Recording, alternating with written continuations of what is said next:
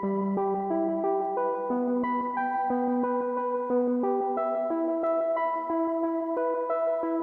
time ago, in the quiet dawn of the world, when the trees were still young and the rivers ran as clear as crystal, there lived a man and a woman, Adam and Eve. They were the first people God had created, placed lovingly in the beautiful Garden of Eden.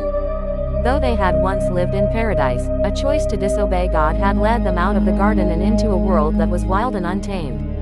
But even outside Eden, life went on. Adam and Eve were blessed with two sons.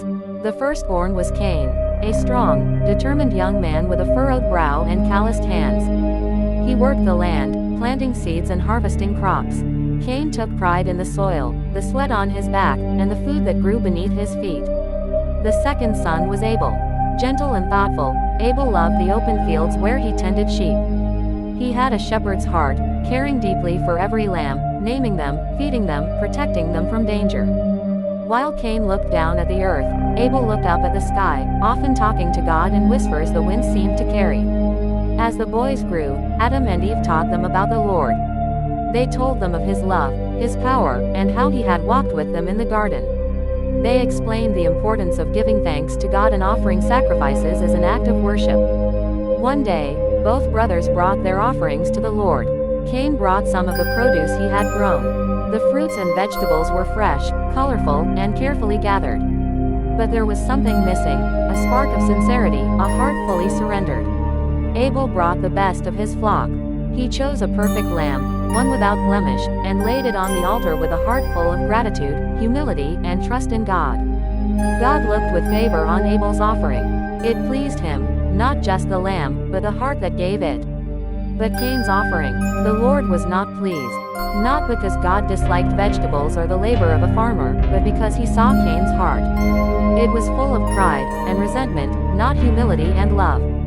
Cain's face darkened, anger brewed in his heart. His hands, once busy in the field, clenched into fists. His eyes, once bright with purpose, burned with jealousy. Why had God favored Abel and not him? God, who sees all hearts, spoke gently to Cain. Why are you angry? Why is your face downcast? If you do what is right, won't you be accepted? But if you do not do what is right, sin is crouching at your door.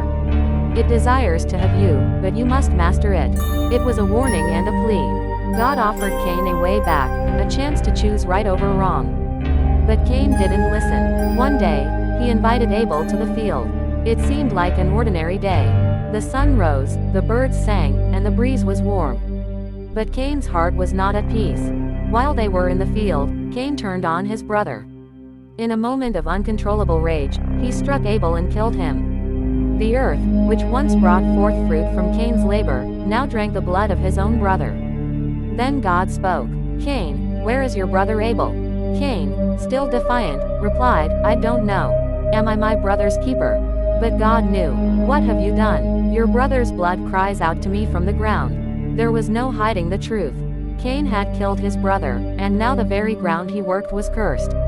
No longer would it yield its crops for him. He would become a restless wanderer on the earth. Cain cried out, my punishment is more than I can bear. You've driven me from the land and from your presence. I will be a fugitive, whoever finds me will kill me. But even in judgment, God showed mercy. Not so, the Lord said. If anyone kills Cain, vengeance will be taken on him sevenfold. And God placed a mark on Cain to protect him from harm. So Cain went out from the Lord's presence and lived in the land of Nod, east of Eden. He became a wanderer, burdened with the memory of what he had done, the weight of his choices pressing on his soul. If you love this story, please kindly click the like button, comment, share and subscribe. Thank you. God bless you.